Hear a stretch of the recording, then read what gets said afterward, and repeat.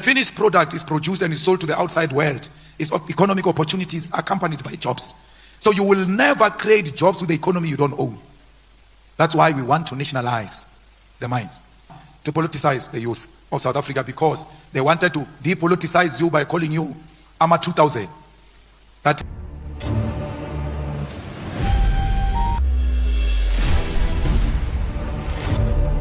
That's why they say to you, you are unemployed because of Zimbabweans. You don't have land because of Zimbabweans. You don't have economic opportunities because of Zimbabweans. We faced Zimbabweans. We faced Malawians. We took them home. Some Zimbabweans are still in Musina. If you are staying in a back room, you are still staying in a back room even when Zimbabweans are gone, because they lied to you. They said to you, all of your problems are caused by Africans. How can a person who's suffering the same pain as you cause you a problem? You are all victims of capital. You are all victims of slavery. You are all victims of colonialism, of imperialism. All of Africa. That's why when you go to America, to China, to Eastern Europe, everywhere of Europe, and you say, I'm from South Africa. But oh, how is Lagos? Because they can't differentiate all of you. They are treating you as one, because you are hated everywhere. Then they come in and depoliticize you by planting a seed of division. And you see your fellow African as an enemy. And you see a European occupier as an investor. A person who keeps you out of the gates of the economy is the most loved person. This economy of South Africa was built by all of Southern Africa.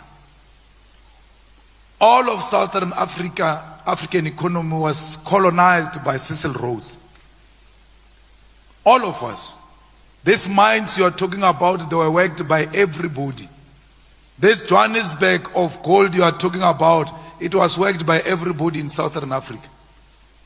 This country was built by all Africans who contribute. Leave what they say that, no, they got you in exile. Leave that. They did it here. That's why there is a language called Fanaka law. Because Mozambicans, South Africans, the Zulus, the Xhosas, the Pedis, the Zimbabweans met underground when they were producing the minerals and could not speak to each other. They had to develop a language called Fanaka law. The EFF was not there. But they say these people were brought by the EFF. We must check, when was the EFF formed? 2013. When was Fanaka law formed? And how did the Fanaka law language get formed? It was because Africans came together to work on the economy of Southern Africa. All of us colonized by one man, Cecil John Rhodes. His grave is here in Zimbabwe. Zimbabwe, it was named after him. It's called Rhodesia. It was named after Rhodes. So, all of us were squeezed by one man. One man. And then we instead of uniting against one man, we fight one another. All of these problems we see here can be driven to one man. That's now Tambo and others removed his statue at the University of Cape Town. Because they said we cannot celebrate this evil force. To put a statue of a man who killed our people, stole our land and stole our minerals in public is to worship a criminal. That was a just cause to remove a statue of a criminal. So we are where we are because of the occupiers, not because of Zimbabweans. They do that to you because they depoliticize you. And that's why I'm telling you what I'm telling you, even when they say to you, don't vote for him because he says these things that he's saying, don't vote for him. I don't care about votes. I care about politicizing the youth. As long as you are politicized, if you are politicized, You are going to rise one day against the system, the evil system of Donald Trump. Why should we prioritize elections and votes over the lives of innocent children that were sleeping in cold weather in South Africa because you chased people out of Alexander? Here is Alexander. Millions of black Africans are squeezed together in one place. Next to Alexander, there is an open land owned by University of Witwatersrand. Witwatersrand, because it's associated with a white man. These blacks are scared to go and occupy that land. They would rather stay in squalor, squeezed, cramped, like sardines. And then they see a land that looked like it's owned by a white man. They will never go there. Instead of say, but we can't live like this. Let's unite and go and take that thing. We don't do that. A good picture, it's a picture of Stellenbosch. What is that? Kamnandi, just outside Stellenbosch. There's a squatter camp. It's formalized now. There's a squatter camp here. Those guys stay like this. And it's a bit on a hill. When you are there, there is a beautiful land, green all over, going those many hectares, with one house of a white man in a 3,000 hectares of land. One white house, British colonial design house. They will never go there. And when I go to Kamnandi, I say to them, we must go and take that land. We must go and occupy that land. We can't live like this. They don't go, but I will never stop. Because to politicize people is not a quick arrangement. It's longevity. If you are used to quick, it's your own problem. We are used to longevity. So revolution is not I'm coming. No. Revolution is about working on instilling ideas on young people until they appreciate these ideas. And one day when the youth of Kamnandi stand up and go into that farm in Stellenbosch, they will be speaking about us the same way we speak about Onkgopotse Tiru. When he said those things, he never thought that he is going to live to see them. But he was saying them to instill and plant a seed that will be produced for future generations. And we are beneficiaries of what he said here in Teflo. So we formed the EFF to politicize the people, and we formed the EFF Youth Command to politicize the youth of South Africa, because they wanted to depoliticize you by calling you AMA 2000. That you are so defocused, you have no idea what's happening, and they want you to believe that you have no role. Yours is just to push vibes, and you have nothing to do with what can change the country. And we're doing everything in our power to counter that. The mines should beneficiate the economy of South Africa. We must beneficiate those mines here. So every time you see a truck full of minerals going to that place in KZN, Richards Bay, when you see a truck from Sekhukhune full of chrome, from Mokopane full of chrome, hitting the N1 to Richards Bay, you must know inside that truck is our jobs.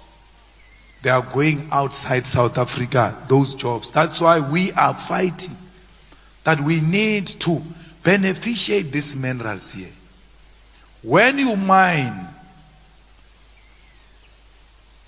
platinum, when you mine chrome, those who go and mine it is jobs.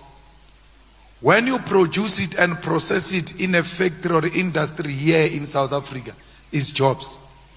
When a finished product is produced and is sold to the outside world, its economic opportunities accompanied by jobs. So you will never create jobs with the economy you don't own. That's why we want to nationalize the mines. But the problem is, they say to you, if you nationalize the mines, the investors will go. We say, can you define what is nationalization? Nationalization means state ownership. So, we've got schools that are owned by the state, including this university, state-owned. Therefore, it is nationalized. But it doesn't mean there are no private institutions. So let's go and establish a mining company that is state-owned. When there are minerals that, like the Mokopane one is talking about, there in Mokopane, I don't know if Anglo is still mining itself, because Anglo is no longer mining in South Africa. They get a mining license and they give the mining to small companies to mine on their behalf. But in Mokopane, Anglo was mining itself. Why? The mineral was so profitable. The platinum in Mokopane, you didn't have to use sophistication and blast and all manner of things. Just with excavation, you are able to produce that platinum. It is profitable because you don't spend money to take it out. Those are the kind of licenses you give to a government mining company, because they must go and mine without spending too much money.